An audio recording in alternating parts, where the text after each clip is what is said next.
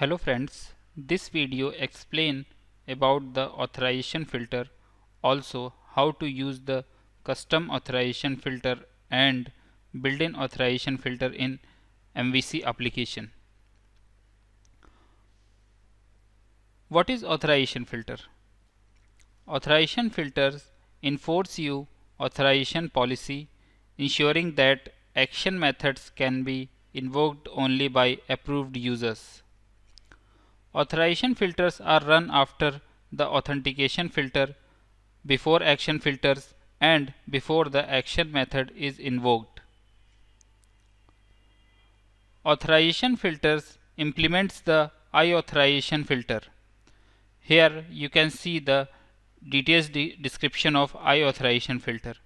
In the iAuthorization filter interface, there is one method we need to implement is onAuthorization.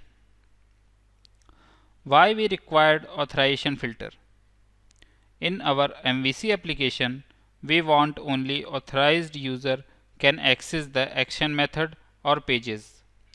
For achieving this, we use authorization filter. This filter apply the authorization policy on action methods. In the authorization filter, we can create a custom authorization filter. What is custom authorization filter? We can create a class that implements the iAuthentication interface and create our own security logic. But this is to that programmers though they knew how to write a good security code. If you write your own security code, there is possibility for some forgotten wrinkle or untested corner case that leaves a gaping hole in the application security. A much safer approach is to create a subclass of the authorized attribute class, which take care of all of the tricky stuff and make it easy to write custom authorization code. For understand this, I will create a custom authorization filter. It allow you to prevent access to local request. For example, I create a new project,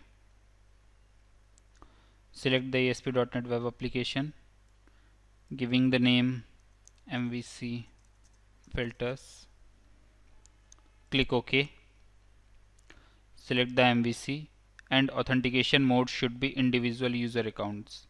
Now click OK. Now I created a new folder custom attribute and create a new class file customAuthAttribute.cs.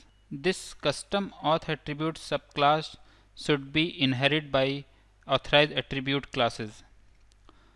For using the authorized attribute, we need to add the namespace system.web.mvc.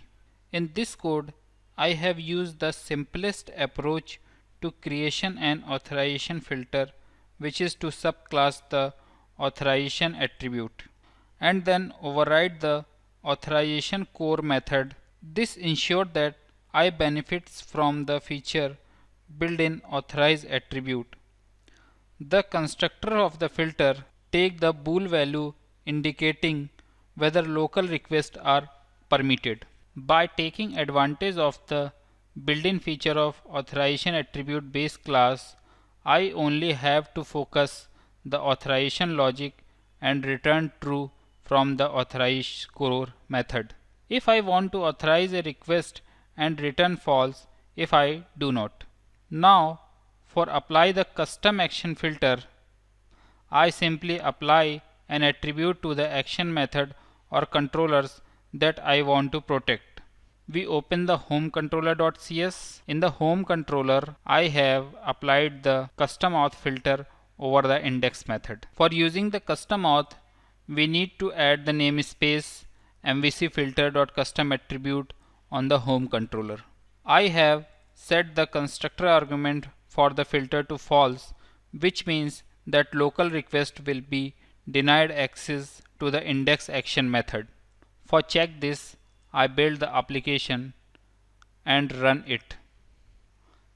Here you can see if I am trying to access the home/index page, it's automatically redirect to the login page. Now we will use the built-in authorization filter in our application. We can use authorize attribute directly.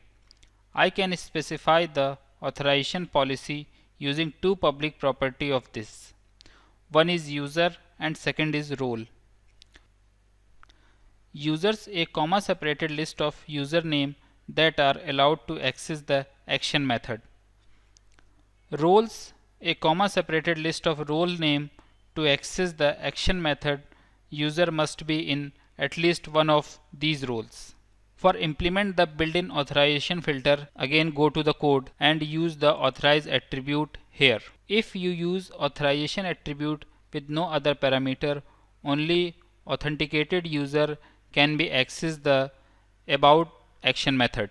Now I build the application, go to the browser and trying to access the about page. Here you can see if I am trying to access the about page, it is redirect to the login page. I am using my login credential for login in the application. Here you can see now I will be able to access the about page.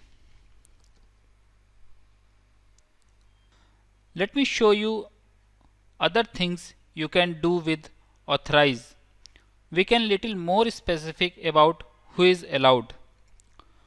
We can specify user say our group, comma, Akash.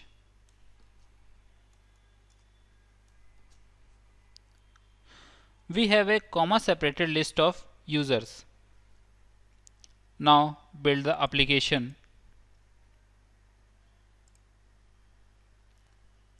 Log off the application and go to the login page and try to log in the our group using some credential. Click the login.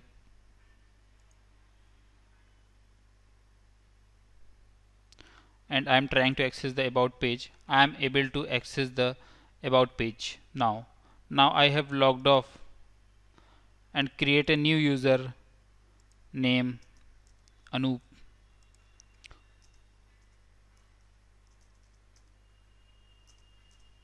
Added some password and click the register. Here you can see it's automatically logged in to the application. Now I am trying to access the about page. It's unable to access the about page because we have authorized to access the about page only Argroup and Akash. We can also use the roles and given some roles like admin, comma, sales. So if we define the roles in the authorization filter, our system should be checked what role should be assigned the logged in user. If the logged in user should be assigned the admin or sales role, he will be able to access the about page. So in this video we have learned about the authorization filter and how to use the custom authorization and built-in authorization filter in MVC application. I hope you have enjoyed this video. Thank you.